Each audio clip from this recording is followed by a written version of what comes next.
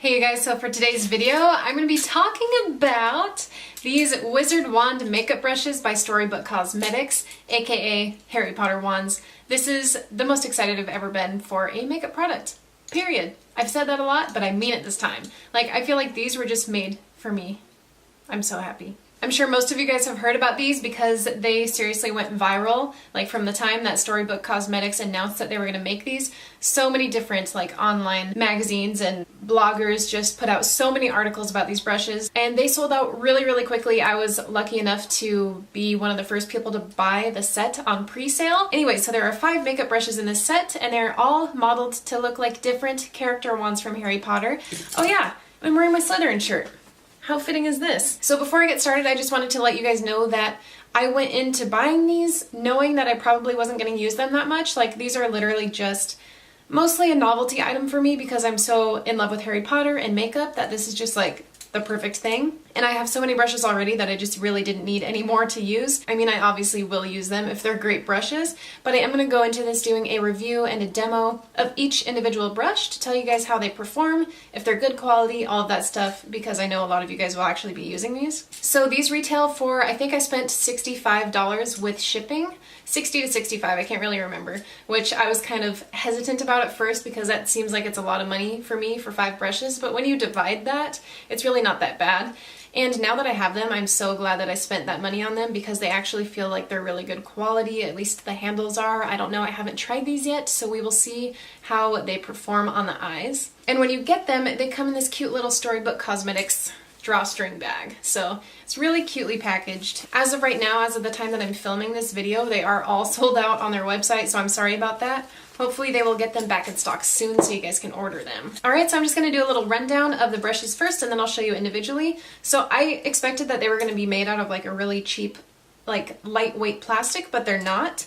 And I'm not sure what they're made out of, but they're a lot heavier than I imagined. So I'm assuming they must be made out of some type of metal. I can't tell because they're sold out on their website, so I can't read any information about the brushes. But they look like metal and they're really super heavy duty. They don't feel cheap at all, and I've went around each brush and kind of pulled on this ferrule up here to see if it was loose, and they're on there. They're not coming off. Okay, so moving on to the brushes, this first one is a blending brush and it looks like the Elder Wand or Dumbledore's wand. So here's what the brush bristles look like. It's a little bit lopsided, like it looks like the hairs weren't trimmed evenly across it. I don't know if that was the case or if it's just the way that it was in the bag. Maybe it's a little bit crooked, but it just doesn't look completely even to me. And the hairs are not as dense as I thought they were going to be. They're pretty loose. So I'm just going to have to try this out. I'm not sure if it's going to do a great job of blending, but we will see. So next up is this angled fluffy brush. This looks like it was made after Ron's wand. I'm not really sure what I'm going to use this for exactly. Maybe some under eye blending or just setting a eyeshadow all over the lid, something like that. And then here's a close-up of the bristles. Once again, they're pretty loosely packed, not very dense. This one is probably my favorite out of the bunch just because I love Voldemort's wand. It's so cool looking. And it's a little flat packer brush, or I think you could use it for concealer too, whatever you want to use it for. The bristles on this one are pretty densely packed and the ferrule is crimped up here as well as at the base. So it's a little bit extra supported and you don't really get much flexibility with this brush, which is what I really like in a packing brush like this. Here's the fourth brush. This one looks like Harry Potter's wand, and it is a little pencil brush, which I also really, really like. Just like the last one, this one is more densely packed. It doesn't have a lot of giveaway to it, which is nice. And then I just have one more brush to talk about. This is a angled liner or like an eyebrow brush, but I have to tell you guys that this one came defective. Somehow there was some glue or something like that that got into the bristles of the brush. I don't know if you guys can hear it, but it's really stiff. It's not soft at all. It feels like plastic. So when you look at it, you can see the like globs of glue in there. And I did end up emailing them to see if they could send me a replacement. I emailed them the day that I got this, and within like an hour they emailed me back and they were like, yeah, we can definitely send one now. I'll get that in the mail tomorrow. So their customer service is awesome. I haven't got it yet. It was about 4 days ago that they said they sent it out. So I was kind of hoping to have the replacement by the time I filmed this video, but I'm still going to show you guys this and attempt to use it even though it's not looking so hot. But if you do get this set and one of your brushes has like glue on it or there's just something wrong with it, definitely just shoot them an email. They're super, super nice and understanding. I sent them a picture along with this so they could see what I was talking about.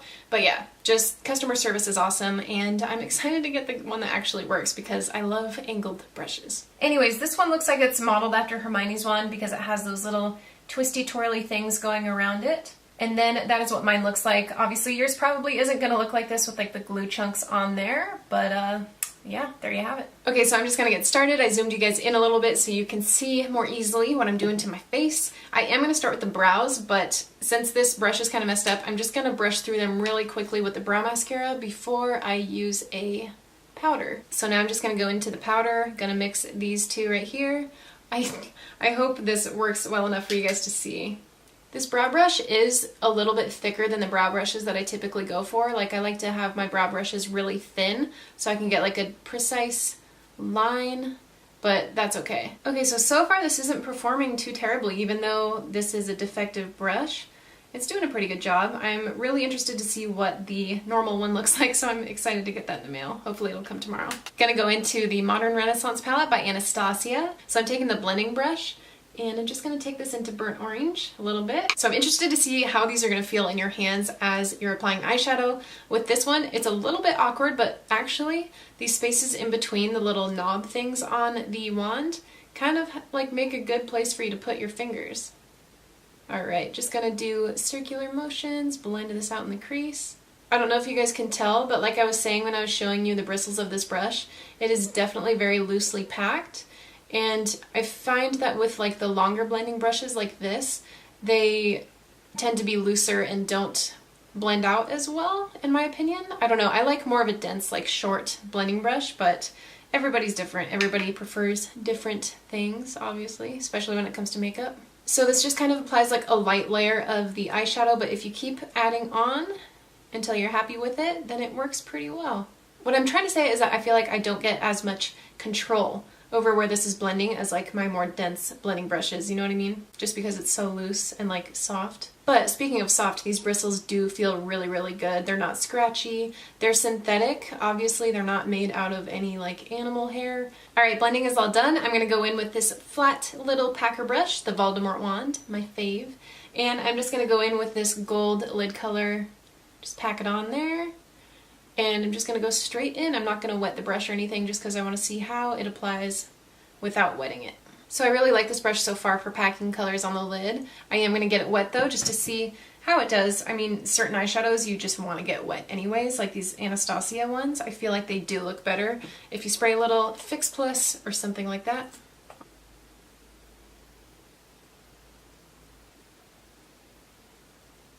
This brush feels really nice in the hand. Like, this is actually a really good spot to hang on to, this little claw type thing at the end. Even though these brushes are really heavy, like I said, I feel like they're weighted well. Okay, so done using this brush. Like I said, I really like this. I know that this will be one that I reach for regularly. I feel like for some reason I can never have enough of these little flat packer brushes for the lid. They're just so good. I have two brushes left to use. I have this pencil brush. I'm going to use this for the outer corner somewhere. I think I'm just going to take a little bit of red ochre.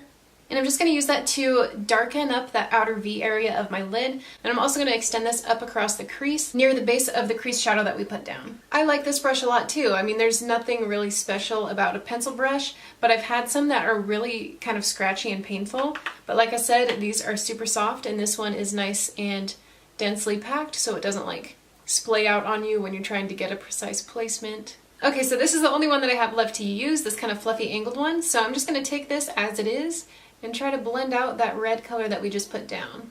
I feel like this one will be a better precise blending brush than the actual blending brush because it's not as wide as that one. I'm also going to try this one down underneath the lower lash line though when we get there. Okay, so moving down to the lower lash line, I'm just going to take those crease colors and blend with that same angled fluffy brush right underneath my lower lashes. I think this is primarily what I'm going to be using this brush for, is just blending shadows down here. Blends it out kind of far though. Whoops! Wasn't trying to blend it out that far. Oh well, we'll roll with it. I feel like this would actually work great as like a nose contour brush. I don't do that, but if you guys do, there's a plus. And then I'm just taking a little bit of that red on the pencil brush again, and I'm just going to apply this really close to my lower lash line, up further than that last one that we blended out. This pencil brush is another one that works really, really well under here. I think that's primarily also where I'm going to use this one. Alright guys, so I just quickly threw on the rest of my makeup. I am all done trying out these brushes. So final thoughts. The blending brush is not one that I would use often, I don't think, just because it's too loose for me and I like brushes that are more dense and blend a little more compactly, like I said. And then this fluffy angled one, I'm probably not going to use too much. I might use it every now and then, but same thing as a blending brush, a little bit too flexible. As for the pencil brush and the flat packer brush, I know I'm going to use these often. I love these ones. And then time will tell for the angled brow brush. I don't know how that's going to do. Overall, it's obvious that the most care and attention and hard work went into the production of the actual wands, like the handles of these. The tops, like the bristles, the brushes themselves, aren't anything new and exciting. But that being said, these brushes as a whole obviously are so exciting and you can never find anything else like these. So I would say if you're a Harry Potter lover, which I don't know why you wouldn't be if you're watching this, and you have $60 that you're okay to spend, definitely get these because you're not going to find anything else like these. They're so cool.